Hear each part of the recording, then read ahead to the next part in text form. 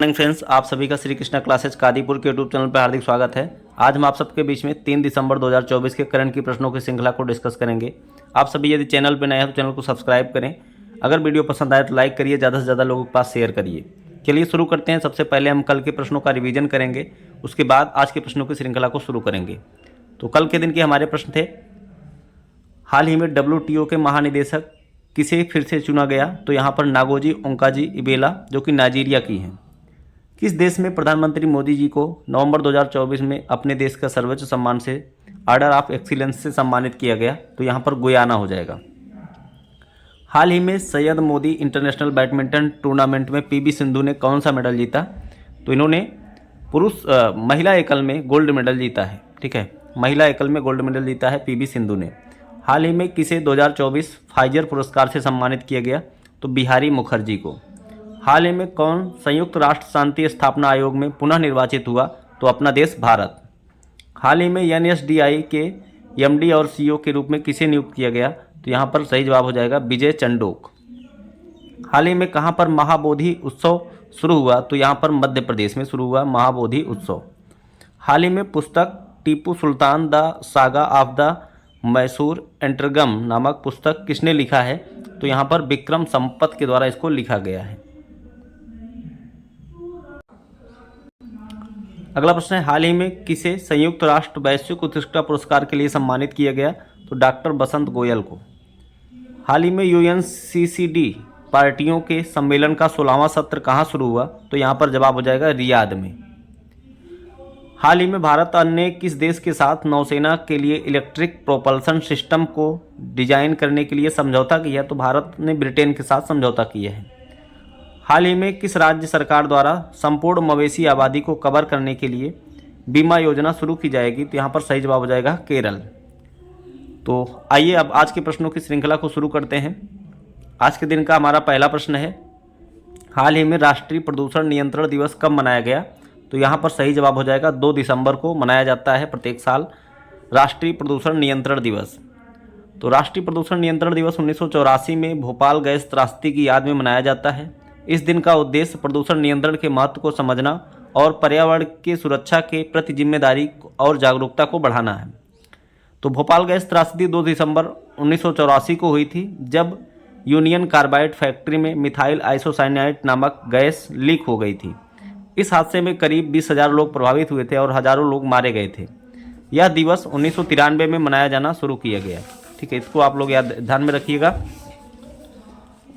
यह दिवस 1993 से मनाया जा रहा है और इस गैस का नाम पूछा जाता है, कौन सी गैस की रिसाव के कारण यह त्रासदी हुई थी? तो मिसाइल आइसोसाइनाइड।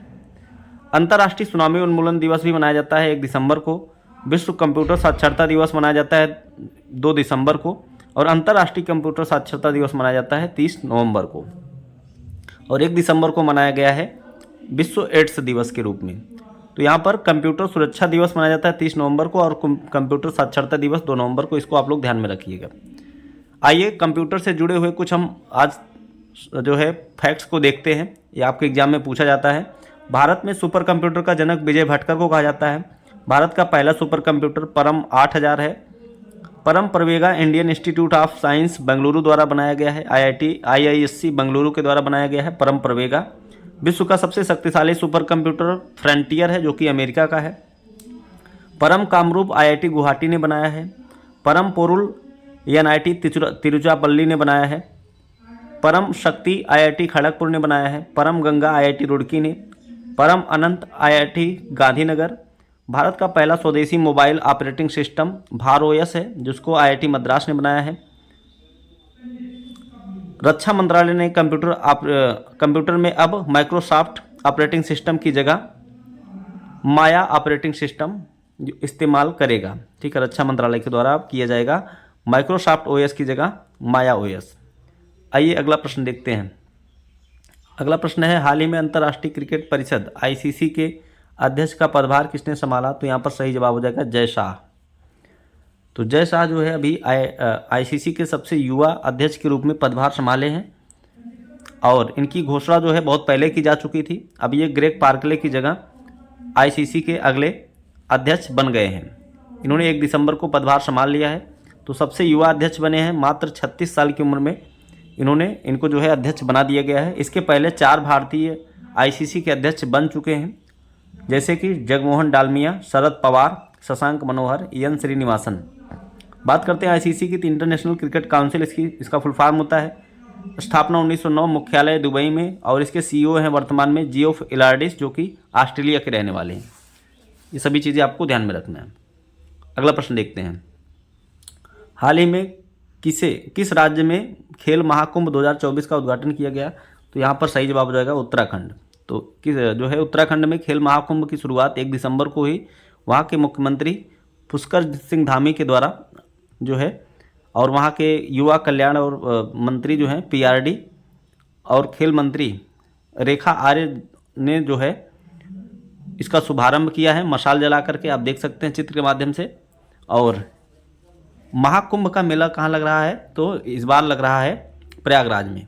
तो खेल महाकुंभ की शुरुआत हुई है उत्तराखंड में, इसको आप लोग याद रखिएगा। मुख्यमंत्री यहाँ के पुष्कर सिंह धामी हैं और गवर्नर हैं यहाँ के गुरमीत सिंह। उत्तराखंड की राजधानी देहरादून होती है। अगला प्रश्न देखते हैं।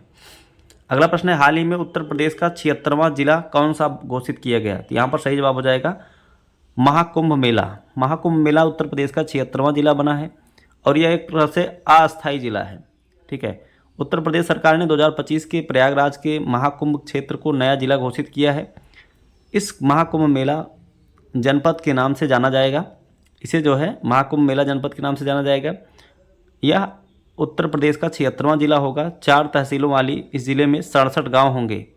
हमेशा महाकुंभ के समय नए शहर को जिला घोषित करते हुए यहाँ के लिए अलग से मजिस्ट्रेट के अलावा उप जिलाधिकारी और तहसीलदारों की नियुक्ति की जाती है।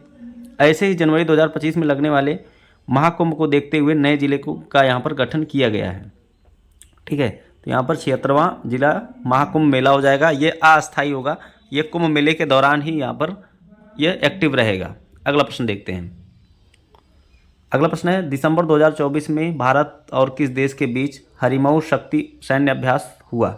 तो यहाँ पर भारत और मलेशिया के बीच में आयोजित किया गया है हरिमऊ शक्ति अभ्यास। इसका आयोजन मलेशिया के कुआला पहंग जिले में बैंटिंग कैंप में शुरू हुआ है। यह 2 दिसंबर से 15 दिसंबर तक चलेगा। पहली बार इसका आयोजन 2012 में कुआलालंपुर में हुआ था।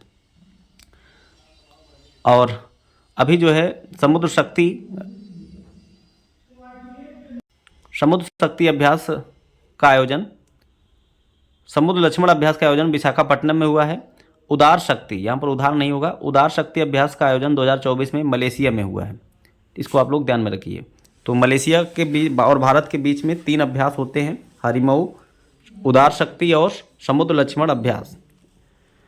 अगला प्रश्न देखते हैं। हाल ही में एफबीआई का अगला निदेशक किसे नियुक्त किया गया? तो यहाँ पर काश पटेल को नियुक्त किया गया है एफबीआई का अगला निदेशक, फेडरल ब्यूरो ऑफ इन्वेस्टिगेशन। इसके पहले जो थे क्रिस्टोफर ए रे थे, इसके स्थान पर अब काश पटेल को नियुक्त किया गया है। इनकी नियुक्ति किया है अमेरिका के राष्ट्रपति डोनाल्ड ट्रंप। ठीक है, तो federal bureau of investigation America में जो है इसके नियुक्त अभी जो है मूल रूप से भारतीय काश पटेल को नियुक्त कर दिया गया है एफबीआई का महानिदेशक, यहाँ पर निदेशक। अगला प्रश्न देखते हैं। आइए कुछ नियुक्तियों को ध्यान में जो है रिवीजन कर लिया जाए। आर्मी मेडिकल सर्विस की पहली महिला महानिदेशक साधना सक्सेना नायर बनी है। रेलवे बोर्ड के नए अध्यक्ष और सीईओ सतीश कुमार। मनोज मित्तल सिडबी के सीएमडी बने हैं। बीएसएनएल के सीएमडी रॉबर्ट जे रवि। एशियाई ओलंपिक परिषद के पहले भारतीय अध्यक्ष रणधीर सिंह बने हैं। भारतीय वायुसेना के उपाध्यक्ष सुजीत पुष्पाकर धारकर बने हैं। सशस्त्र बल चिकित्सा सेवा की पहली महिला महानिदेशक आरती सरेन बनी है। एनसीआरबी के चीफ आलोक रंजन बने हैं। National rifle association of India के नए अध्यक्ष कलिकेश सिंह देव बने हैं। इसको आप लोग ध्यान में रखिए। अगला प्रश्न देखते हैं। हाल ही में सैयद मोदी अंतर्राष्ट्रीय बैडमिंटन टूर्नामेंट में पुरुष एकल का खिताब किसने जीता है? तो यहाँ पर सही जवाब हो जाएगा लक्ष्य सेन। तो लक्ष्य सेन ने जीता है सैयद मोदी अंतर्राष्ट्रीय बैडमिंटन में पुरुष एकल का। कल हमने पढ़ा था महिला एकल का खिताब पीवी सिंधु ने जीता है, तो और पुरुष एकल में लक्ष्य सेन ने जीत लिया है। 26 से 1 दिसंबर 2024 के उत्तर प्रदेश में लखनऊ के बाबू बनारसी दास इंडोर स्टेडियम में इसका आयोजन किया गया। और वहीं पर इन्होंने जीता है पुरुष एकल में स्वर्ण पदक और महिला एकल में पीवी सिंधु जीती है। आइए अगला प्रश्न देखते हैं। हाल ही में मध्य प्रदेश का 8वां टाइगर रिजर्व कौन सा होगा? तो मध्य प्रदेश का 8वां टाइगर रिजर्व होगा Madhav national park. Madhav national park को 8वां टाइगर रिजर्व घोषित किया जाएगा। मध्य प्रदेश के शिवपुरी जिले में माधव नेशनल पार्क राज्य का 8वां टाइगर रिजर्व होगा। 1 दिसंबर को राष्ट्रीय बाघ संरक्षण प्राधिकरण ने इसे टाइगर रिजर्व के रूप में अधिसूचित करने के प्रस्ताव को मंजूरी दे दिया है। 1958 में इसको नेशनल पार्क का दर्जा दिया गया था। बात करते हैं यह जो है टाइगर रिजर्व, जो यहाँ पर मध्य प्रदेश में टाइगर रिजर्व की संख्या जो है इसके पहले 7 थी, जिसमें कान्हा, बांधवगढ़, पेंच, पन्ना, सतपुड़ा, संजय दुबरी और नौरादेही, संजय दुबरी और नौरादेही, ये 7 टाइगर रिजर्व थे। मध्य प्रदेश को टाइगर स्टेट का दर्जा मिला है। यहाँ पर पूरे भारत में सबसे ज़्यादा टाइगर रिजर्व, सबसे ज़्यादा टाइगरों की संख्या जो होती है वो जिम कॉर्बेट टाइगर रिजर्व में है, जो कि उत्तराखंड में है। और सबसे ज़्यादा टाइगर रिजर्व जो है मध्य प्रदेश में है। और सबसे ज़्यादा टाइगरों की संख्या किस नेशनल पार्क टाइगर रिजर्व में है? तो जिम कॉर्बेट टाइगर रिजर्व में है। गुरु घासीदास नेशनल पार्क को अभी देश का 56वां जो है टाइगर रिजर्व घोषित किया गया है। बिहार का कैमूर वाइल्ड लाइफ सेंचुरी को अब टाइगर रिजर्व बनाया जाएगा। विश्व टाइगर दिवस कब मनाया जाता है? 29 जुलाई को। टाइगर प्रोजेक्ट की शुरुआत 1973 में हुई थी। टाइगर मैन ऑफ इंडिया किसे जाना जाता है? तो यहाँ पर कैलाश सांखला को टाइगर मैन ऑफ इंडिया के नाम से जाना जाता है। आइए अगला प्रश्न देखते हैं। दिसंबर 2024 में भारतीय सेना ने किसके साथ पहले टेबल टॉप सिम्बैक्स अभ्यास का आयोजन किया? तो यहाँ पर भारत और कंबोडिया के बीच में सिम्बैक्स नामक अभ्यास होता है। 1 से 18 दिसंबर 2024 के पुणे महाराष्ट्र में इसका आयोजन किया जा रहा है। ठीक है, SIMBEX Cambodia India bilateral exercise यहाँ पर आयोजित किया जा रहा है पुणे महाराष्ट्र में। कंबोडिया की राजधानी होती है नामपेन। यहाँ की मुद्रा है कंबोडियाई रियाल। यहाँ के राष्ट्रपति हैं हुन सेन। एक होता है सिनबैक्स नामक अभ्यास जो होता है ये सिंगापुर और इंडिया के बीच में होता है। ठीक है, इसको याद रखिएगा। और ये सिनबैक्स सी है, यहाँ पर यस होता तो यहाँ पर सिंगापुर हो जाता। अगला प्रश्न देखते हैं। तो बस आज के दिन के प्रश्नों की श्रृंखला यहीं पर समाप्त होती है। आपको वीडियो कैसा लगा एक बार ज़रूर बताएं। अगर वीडियो पसंद आया तो लाइक करिए, ज़्यादा से ज़्यादा लोगों के पास शेयर करिए। मिलते हैं नेक्स्ट वीडियो में। धन्यवाद।